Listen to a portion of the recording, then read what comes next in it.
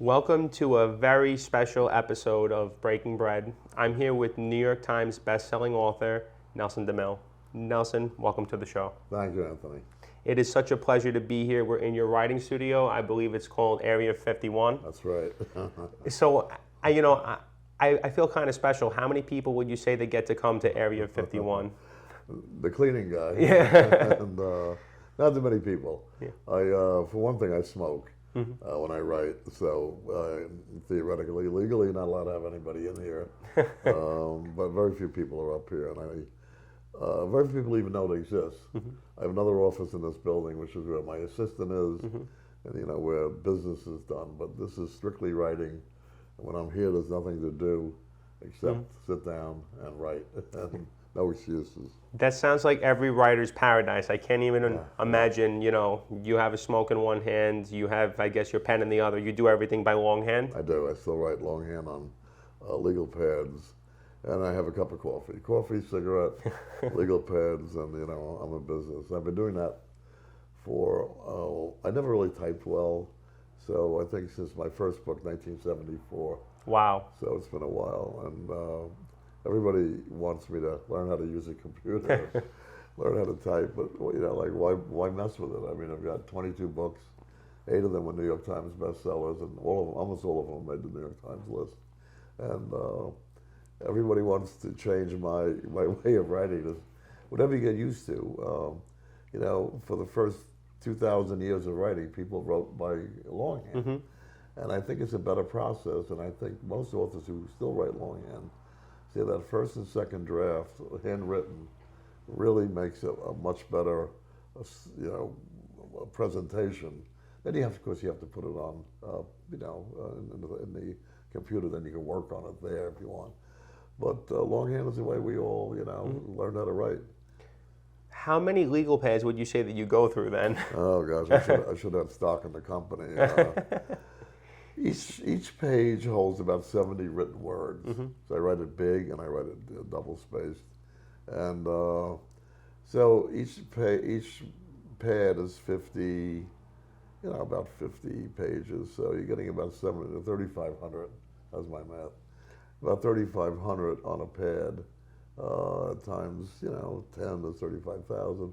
Most books are about 150,000 words. So talking 30, 40 pads, and that's just first draft. Wow. By the time you're done, you probably used up about 100 pads. Do you have a special kind of pad that you like to use? I'm assuming so. It has to have a nice sheen on it, a nice hard sheen. Some of them are cheap, they're kind of pulpy. And it's the same with the pencil. I use #1 Mongol pencils, which is the softest. Because, if you're using a #2 or 3, it's a little harder. The script is a little light, it's harder to see.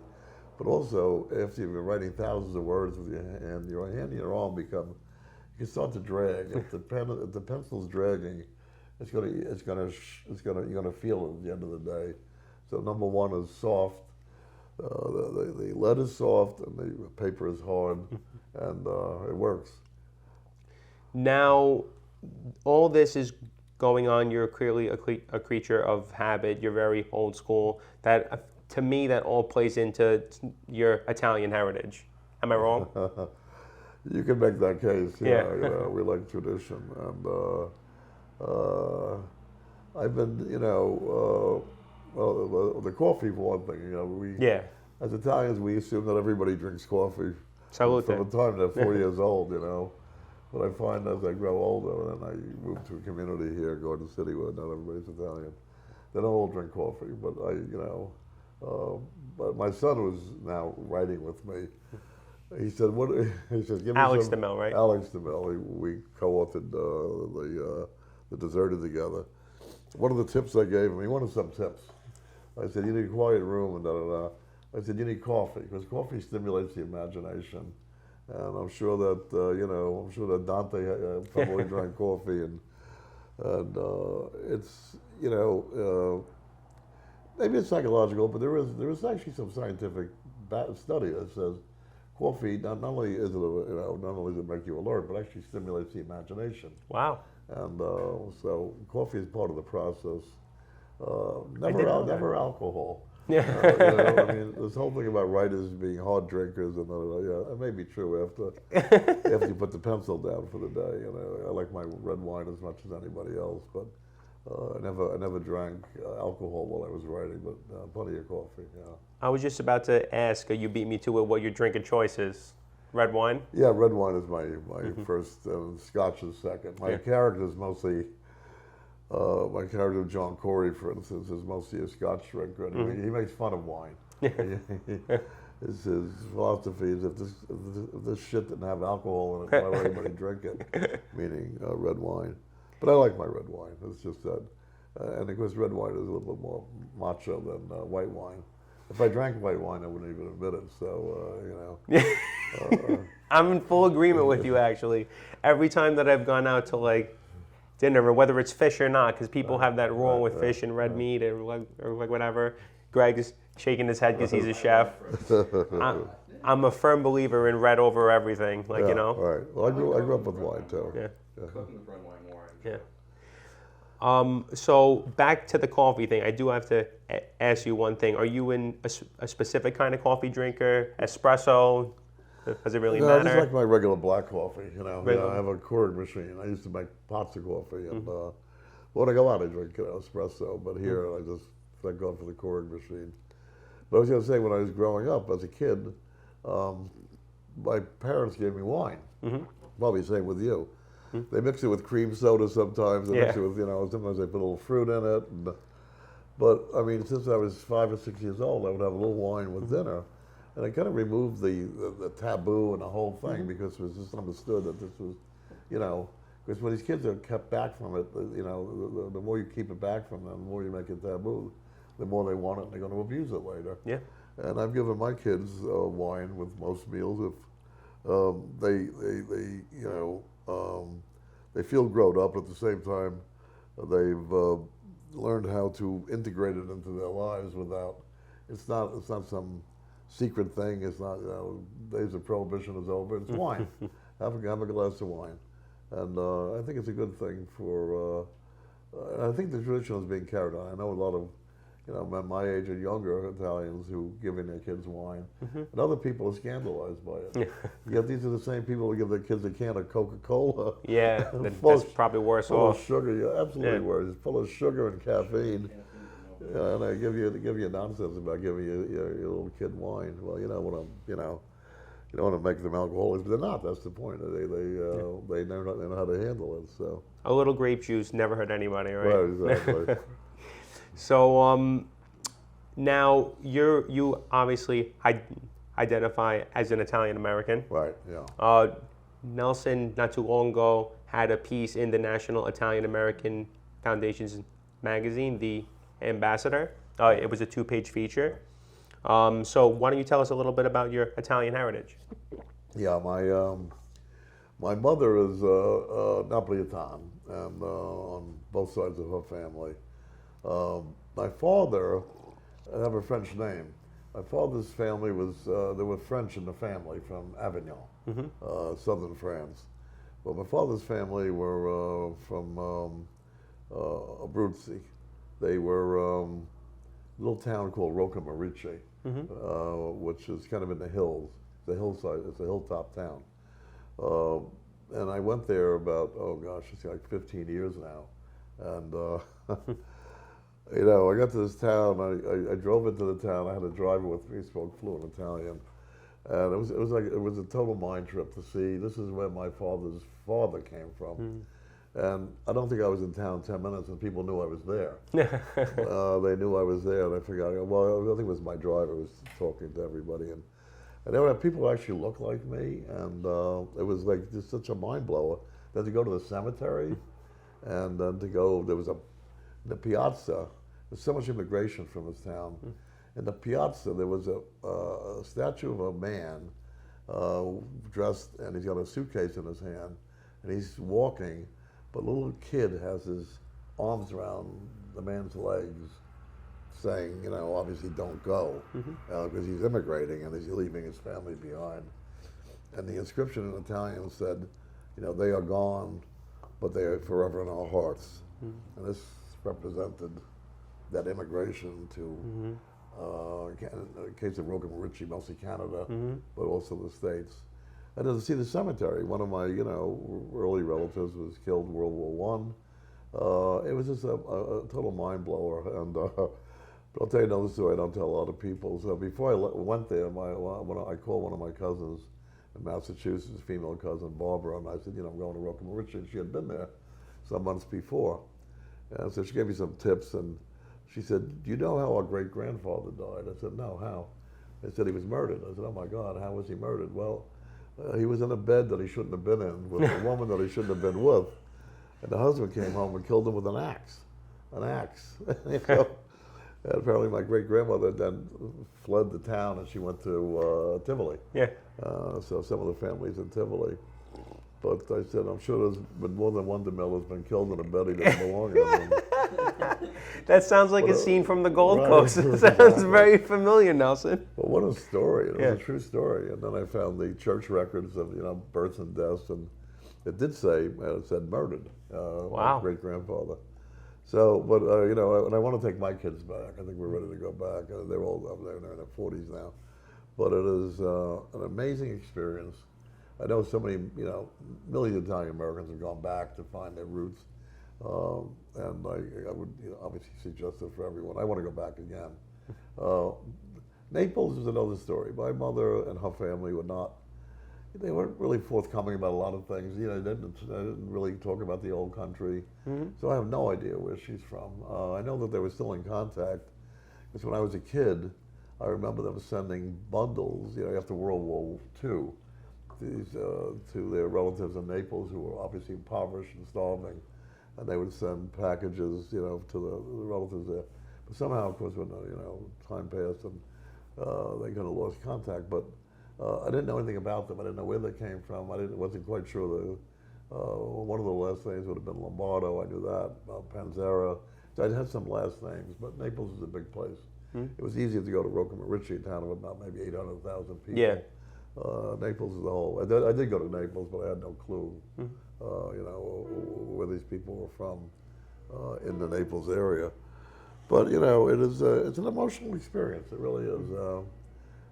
It's you realize that if your ancestors hadn't immigrated, you would have been there. Which I think is amazing. Would have been there for World War One, World War II, and that type of thing. That's true. So maybe that's okay too. I think a lot of Italian Americans, I don't know about you, but you think about going back to, maybe you live there, you have this thing, like maybe this is where, maybe I'd be happier here. When you go there, you say, yeah, this is an easy place to live. Wish I knew the language. Yeah. My grandmother spoke fluent Italian. Obviously, she's from Italy, but this is my mother's mother. And she taught me Italian. I had a little bit of Italian. Well, my father was away during World War II. He was in the Navy, so he wasn't around. But when he came home, he insisted that there be no Italian spoken in his house. That was the attitude in those days. Yeah. Now, let's teach his kid his, whatever native language. It doesn't matter what it is. They want this cultural connection. And then in school, I didn't take Italian. I took French. I had, and I took Latin too. I took Latin and French. But like a lot of us, we wish that we spoke. I don't know. Do you speak fluent? I speak enough Italian, like enough where I can talk to the pretty girls, like when I go to Italy. But that's about it. Right. Not much more than that. Like, ciao, Bella, how you doing? Like, you know what I mean? And restaurant. Yeah, I can order some food. Like, you go to a nice Italian dinner. Go to the park side, I order in Italian, try to make myself look nice, or go to Rayo's. Right, go to Rayo's. Yeah. And avoid the sheep's head and stuff like that. Capizella. Capizella. You got to know the nouns when it comes to an Italian restaurant. That really resonated with me when you talked about in the Gold Coast the Capizella. Very few Italians actually talk about it. I actually posted a video of it not too long ago. I got a lot of slack from a lot of vegans and stuff, making fun of the animal. I don't know. But only picture with Don Bellarosa would say to something like that, right? Yeah, some of the stuff, we eat a lot of Italian American food here. It's really Italian American. And it's good. We're used to it, but then you go to Italy and you realize it's a whole different cuisine. Yes. and it is so regional. And not only is it regional, it's even within the city you'll find different kinds of cuisine, and it stays regional. But I've noticed I've been going to Rome for over 25 years, and maybe I've been to Rome maybe 20 times, and Milan, which was the center of Italian publishing. I go there for business. But if I'm there for business in Milan, then I always go to Rome. And the food is just incredible. Every region has incredible food. It's mind blowing. If you just listen to the waiter sometimes. Yeah. Too, if you're not quite sure, the waiter will guide you. And they do eat, I think, healthier for one thing. They eat a lot less. The portions are a lot smaller, which is why most of them are thin. You get this impression Italian food must make you fat. Well, no, if you're an Italian American and you're eating 3 bowls of pasta, it's going to make you fat. But in Italy, everything is smaller portions, and it's just something that tastes better. The tomatoes taste better, everything tastes better. Why, I have no idea. Much preservatives. They don't use preservatives. They don't have the industrial, the industrial species of this thing. The tomatoes here are red and hard, and they last forever. Right, everything right. And in Italy, even in the big cities, the stuff is coming in fresh every day. I go for the culture, but I also go for the food. Of course. Most European countries, even France, I don't go for the food. And you could also smoke there. I can smell. Yeah. Yeah. Yeah, the Italians are not big on rules, as you know. Yeah. There are places you're not supposed to smoke, but they smoke. But you go to Germany, if you can't smoke, you can't smoke. But Yeah. In Italy, there's always exceptions. So Right. all the There's rules. always like, I know so-and-so, the owner, it's all right. Like, he won't bother me. Right, exactly. Now, a question I'm sure a lot of our viewers and listeners would love to know, how did your Italian heritage influence your writing? Because you do have, the John Corey books, which is obviously less Italian-American oriented, and you have the Gold Coast series, the John Sutter books. Yeah. Initially it didn't. When I first started writing in the 70s, I thought about it, it was obviously something I understood and I wanted to incorporate into some of my books. To some extent, once in a while I was an Italian-American character. But it wasn't until really The Godfather, which was, I can't give you an exact date, but it was probably 77, 78. And I read the book. Everybody says they read the book. No, most people saw the movie. But I did actually read the book, and the book was not that great. Puzo's a good writer. The book wasn't bad.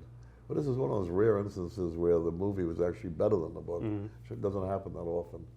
But Puzo was a genius, and he wrote most of the screenplay for The Godfather. And all of a sudden I started thinking about, this subject. And he didn't want to do the mafia per se, but then this is what the publisher wanted. But you're writing books, and you got publisher's got an idea, I have an idea. And it was a long time before I finally came around to. I said I got to do a book, with Italian Americans in it.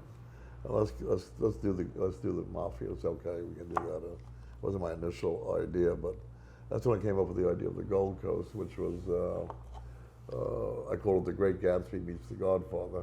I love that tagline. I love, whenever I tell someone to read it, that's the first thing that I say. They say write what you know about, but the publishers don't want you to. The publishers always have a different idea. Your editors have a different idea. Your agents have a different idea. But you gotta love what you're doing, because you're sitting there every day doing it. If you're not entertaining yourself, you're not going to entertain the reader. So I came up with maybe a 10-page outline. I gave it to my agent, who said this could work. But then we showed it to the publisher and the agent and the editors. They said, no, we don't want this book. This is for the Gold Coast. So I said, no, this is the book I'm writing. This is the book I'm writing. This is the book I'm writing. I live here on Long Island, so I had friends on the North Shore. I had friends who were the old WASP families. And of course, I know a lot of Italian Americans. I knew some of them in that business. And I said, wouldn't it be great to get these two cultures clashing on the Gold Coast of Long Island? I knew this was going to be a big book. Every writer has a lot of maybe insecurities when they write. This one I knew was going to be big when I first started writing it, and it turned out to be. And the publisher was still at the end, and they read it. I remember one guy said to me, one editor said, "This is genius, but I don't think it's going to sell." I said, "Yeah, it's going to sell. It's going to sell a lot of books, actually, if you promote it right. And don't promote it as well as one of my thrillers or one of my detective novels. You got to break it out of that, the mold, because you get kind of tagged as a certain kind of writer." Mm-hmm. And the publisher finally came around, and then it became, the rest was history. It became a huge bestseller, and it's still in print and sold millions and millions of copies. And it's, I think, my best book. So I wanted to get back to the theme, or not the theme, but the whole idea of working a strong Italian culture into one of the books, which is what I'm thinking about doing now. It's either going to be a sequel, or either be the third book in a Gold Coast series, because after Gold Coast I wrote Gatehouse, which was the sequel. But there may be one more book there. If not, I'll be a whole different book. But it will definitely, but the Italian-American immigrant culture is, thinner than it was when I was growing up. When I was growing up, we knew Italian-Americans. We knew Italians from Italy, and there were World War II refugees, many of them. But the immigrant culture is not as strong as it used to be in this country. It's gotten diluted. So this may be what that book is about. And it's sort of, I have the theme, and I have the ambience of the book. I just don't have the plot yet, but I'm working on it. So, and you brought this up to me last time, and feel free not to answer. You talked about the potential of a Gold Coast film. Yeah, before the book was even finished, my agent was enthused about it, and he did show it to Columbia Motion Pictures, who bought it. And really? Yeah, they bought it, and they assigned it to Frank Yablans as the producer. Yablans had been one of the producers on The Godfather, and Yablans chose for screenwriters. He hired John Gregory Dunn and Joan Didion, who were husband and wife, who were brilliant, but they turned in one of the worst screenplays ever. It was just a terrible, terrible screenplay. Their egos got involved with it. I don't think they understood the book, and da-da-da. So it kind of, Columbia let it go. They optioned it for a certain number of months, or a year and a half maybe. But then when it expired, we sold it right away to Martin Bregman. Bregman, New York-based producer, and he had done a lot of the Pacino movies. I think he did Scent of a Woman. Oh wow! I know he did Carlito's Way with Pacino. Pacino was sort of a partner, so he bought Gold Coast for really? Pacino. Pacino wanted to be in it. Yeah. He's too old now, but I mean, this is then. This is like 25 years ago. And I figured, Martin Bregman is an East Coast producer with East Coast sensibility. Don't have to deal with Hollywood, which is fine. I don't blame you there. Yeah, oh my God, it was like. But one thing, then, Martin unfortunately got into financial trouble, and it wasn't an option, it was an outright buy, so he owned the property. So what we're trying to do now is find a co-producer. Martin has passed away since then, but his son Michael has inherited the properties. So we're trying to find a co-producer and get this thing moving again. Because even now, 30 years after publication, it's still timeless. It's a timeless book. You have to update it a bit, but the story is still the story. So that's where we're got our fingers crossed, but it's been a long 30-year project. So much Hollywood interest, but you got to pick who you think, when you're getting multiple offers, the one that sounds the best, which this one did turn out not to be the best. The first offer was Columbia, it was the studio. You always take the studio money and run. And when I heard they hired Didion and Dunn for the screenplay, Columbia Motion Pictures, so this is a slam dunk. But the movie, the screenplay is just awful, So it was a bad experience with Hollywood, but there are many of them. It's really funny that you said that, because I'm currently watching a show on Paramount Plus called The Offer. Yeah, and it's about the making of The Godfather. Right, yeah, I haven't seen it, but I heard it was good. Yeah, it was very good, and it reminds me a lot of what you're talking about. Mario Puzo, being the author, went through a lot of like what you're talking about with the producers, and so he had a better experience though. But it was a rough road for him getting there. And they asked him to stay on as the screenwriter, one of the screenwriters. which I don't often do. I mean, I've never been asked to be a screenwriter on any of my properties, which is okay in a way. It's a whole different kind of writing. My son Alex, who I co-authoring books with, is a screenwriter. That's we went to school for.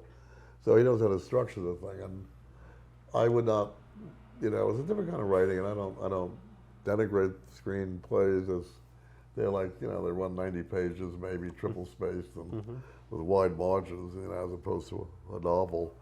But it's harder to condense all of that sometimes when you're adapting a book. 16 book takes 16 hours to read, normally 17, 18.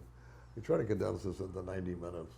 I think this is one of the problems with some of the books that I've sold as movies, that there's a lot to it, and some screenwriters got to try to find the essence of this. This is what happened, maybe to some extent with the Gold Coast, Didion and Dunn. Couldn't figure out the core of this story, and plus they had their own egos because they're both famous best-selling authors, so they wanted to show that they could actually write better than me, and a lot of the dialogue wasn't my dialogue, and but it is what it is. But I think if Hollywood is smart, they will always hire the novelist whose novel they bought to at least consult, if not write. But they don't want to do that. I mean, they'll spend $20 million on them. They gave Travolta $20 million to be in one of my The General's Daughter. But they wouldn't give me $500,000 to be a consultant on the screenplay, and I would have taken less. It was really not the money. It was the point.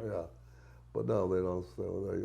They think they've had bad experiences like with Tom Clancy. Some novelists are arrogant and they make more trouble than they're worth. But I think the Gold Coast, if I knew that this thing was possibly free again, I would certainly sit down with my son and do a screenplay on it. That is awesome. Make it easier to get it produced.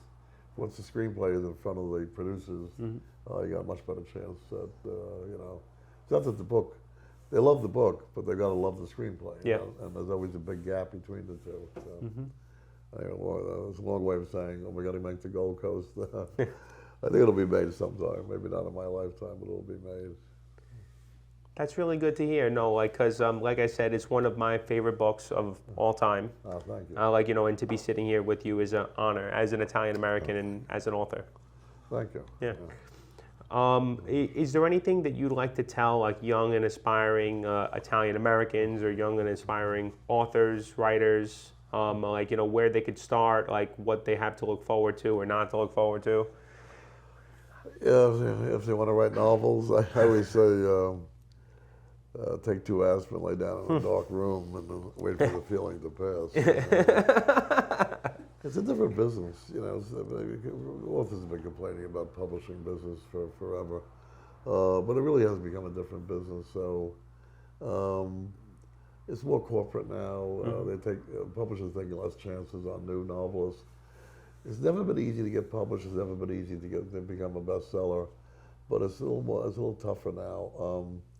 You have to don't give up the day job, but be persistent. I mean, and there's plenty of books out there. People always come to me asking me the same question: what do I do? There's probably 50 books out there, the same theme: how to get published. Read the books.